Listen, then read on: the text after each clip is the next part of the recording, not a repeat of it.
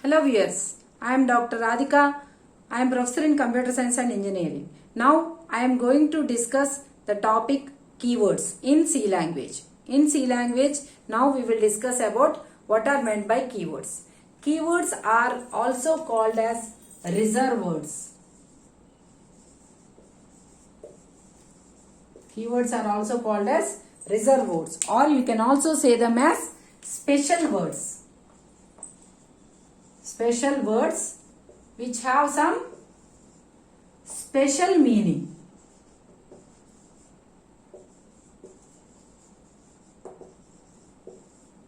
So whenever you are using these keywords, so we say that keywords are the special words which are having some special meaning, and they must be used for the purpose they have been given. Okay, so keywords are special words which are having some specific meaning. Okay, and they must be used only for that purpose. So in C language we have total of 32 keywords. So we have 32 keywords. So all these 32 keywords have, each and every keyword have a specific meaning. The different keywords in C language are int, char, const, struct, if, for, break, while, etc. Totally how many keywords we have in C language?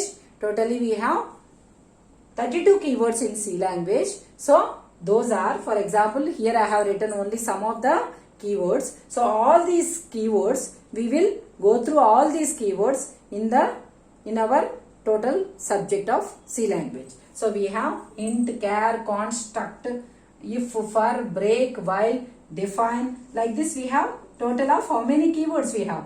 Total we have 32 keywords. So for example, if you I will tell you one example here. So anyway, we will go through this topic in the later session. So for example, if you take if is generally used whenever if you are saying if. So in English, whatever meaning we have, the same meaning here also we have. So it is a special word where the meaning of this if is, it is a control structure which is used to check for conditions. So that is the meaning of if keyword. So that is the meaning of if keyword. So whenever if you want to use the if in your C programming, it should be used only to check the conditions. To check conditions. That is the meaning of if. So like that, for example, if you take int we say that it is a data type. So it is a data type and it must be used only to declare data of type integer. So like that, each and every keyword here we have a specific meaning and they must be used only for the purpose they have been given. So, and all the keywords will be small letters. Okay, so that means what? You should give only lowercase characters. Okay, if you want to write the keywords, so you should not write it as capital if. So always whenever you are writing if, you should write it as small lowercase characters. Okay, you should write it as lowercase characters. Okay, this is also a very important thing because C language is case sensitive. So that's why in C language the keywords are to be given in lowercase. So because C language is case sensitive. Okay, so this is what is the meaning of keywords.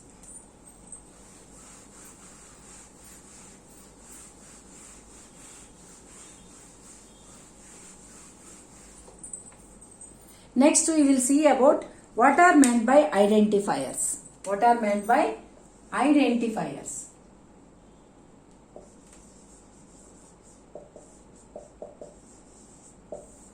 What are meant by identifiers? So identifiers. So whenever if you want to represent a person, So he will, if you want to call some person, so then how you will call the person? You will call the person with his name. Similarly, whenever if you want to use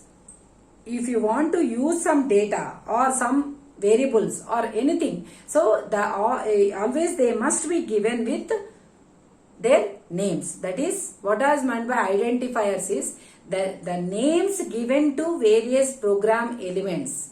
The names given to, so identifier meaning is, it is nothing but, it is the names given to various program elements.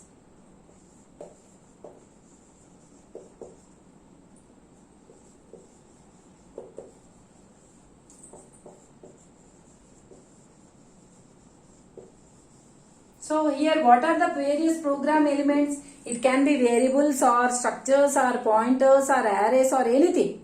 So for each and everything we have to give a name. So those are called as identifiers. Identifiers means what? The names given to various program elements are called as identifiers in C language. So now first of all we will see what are the characters that can be given for these names. That is, what are the characters that can be given for identifiers? So what is that? Characters. The first one is, you can give the alphabets. You can give the alphabets. So once we say alphabet, so in C language, the alphabets, any characters are represented by their ASCII code. So that's why here capital A to Z, and also we can say that small a to small z. So all these alphabets can be given in the names of your program elements. And the second one is, you can also give digits. All the digits. Those are what?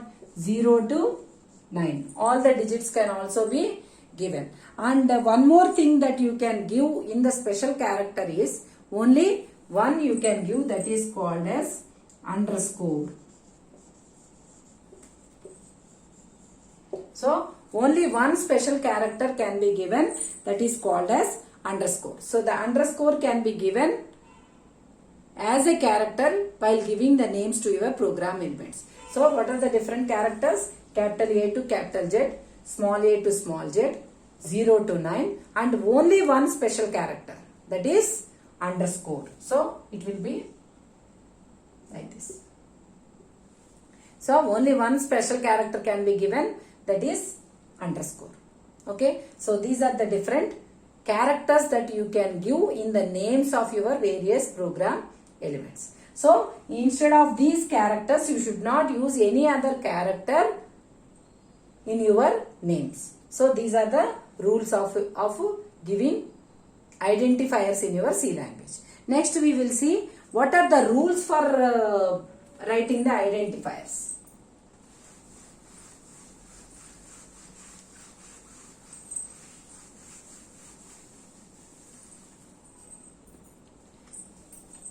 Rules.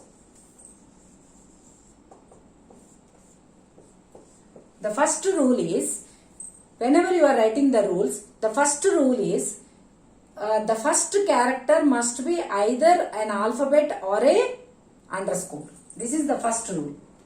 First character must be an alphabet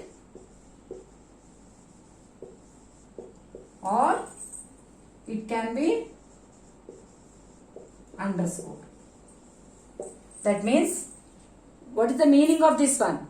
The reverse. So what are the different characters that can be given? Only we have 3. Alphabets, digits and underscore. That means what? The first character can be either alphabet or digit. So that means what? The first character is either alphabet or underscore. So it cannot start with a digit. So this is the first rule. Okay. So the next one is, must not contain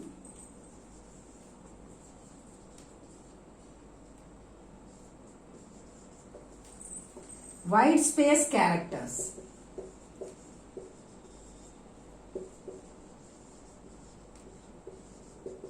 It must not contain white space characters. What are white space characters in C language? Those are blank space. Those are blank space, tab, enter, new line. All these comes under white space characters. All these characters must not be given in identifiers. For example, if you take the first one, I will tell the examples later. So first of all, we will discuss what are the different rules. So this is another rule that must not be, that must not contain white space characters. Next one is, it should not be a keyword.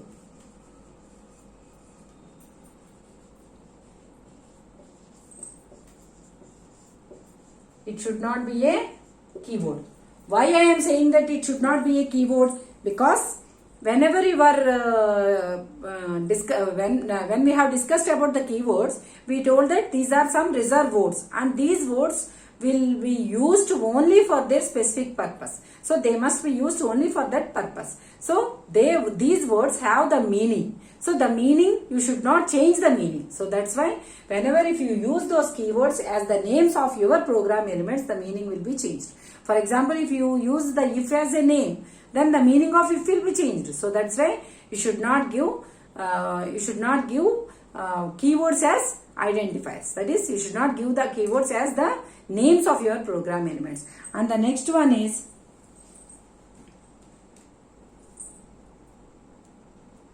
so it should contain only these three characters. So that already we have defined. So again, if you want, you can write it as a rule. So must contain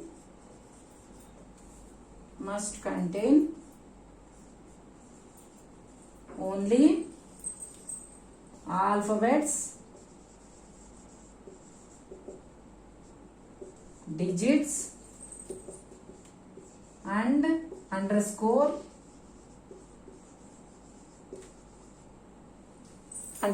Only these three must be given in an identifier. And another rule is, it should have a maximum of 32 keywords. 32 characters. It should have a maximum of 32 characters. So these are the rules that you have to follow whenever you want to give the names to your program elements. Now we will see some examples. So for example, we will see one by one. So for example, if you want to write names of your C language, here I am writing some valid examples. Valid, and here I am writing invalid.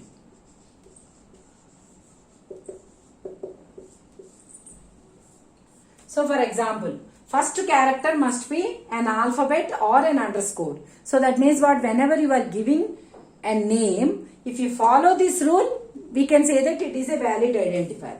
If you doesn't follow, or if you violate this rule, then we can say that it is an invalid identifier. So first of all, I will follow this rule. The first character must be an alphabet or underscore. I will use A. A is a valid identifier. So for example, I will use underscore marks.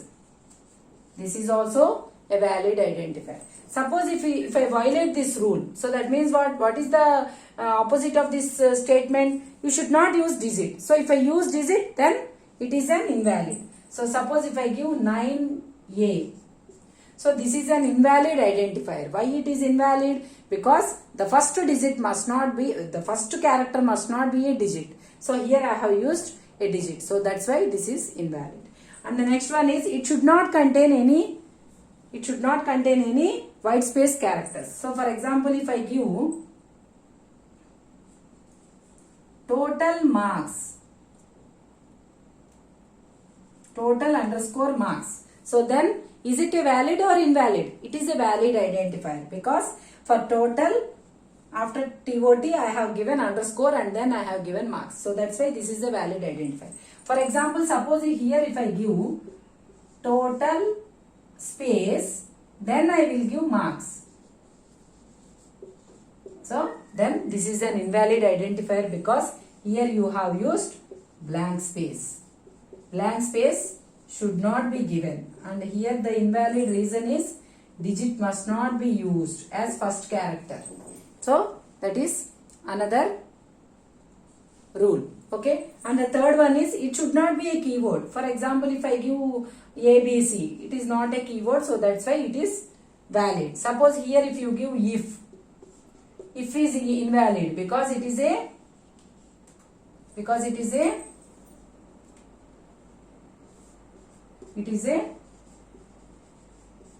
keyword. And what is the fourth rule? Must contain only alphabets, digits and underscore. So for example, if I give average, it is a valid identifier. Suppose if I give here total plus marks, is it valid? So here you are using a character that should not be given. So total plus marks. So this character plus not allowed in identifiers. So that's why it is invalid. And the next one is maximum of 32 characters. If you give all these are below 32 characters. If you give a name which is, for example, if you give A something like this, which is of some 50 A's, so then it is an invalid identifier. So this is how we write the identifiers. So whenever you are writing the identifiers, so you have to follow all these rules, and then you have to give the names to your program elements. So already I have shown what are invalid and what are valid identifiers and what are invalid identifiers, and also I have explained why they are invalid. So this is very much important. So in this session we have discussed about the topics keywords and identifiers. If you like my video, please like, share and subscribe to our channel.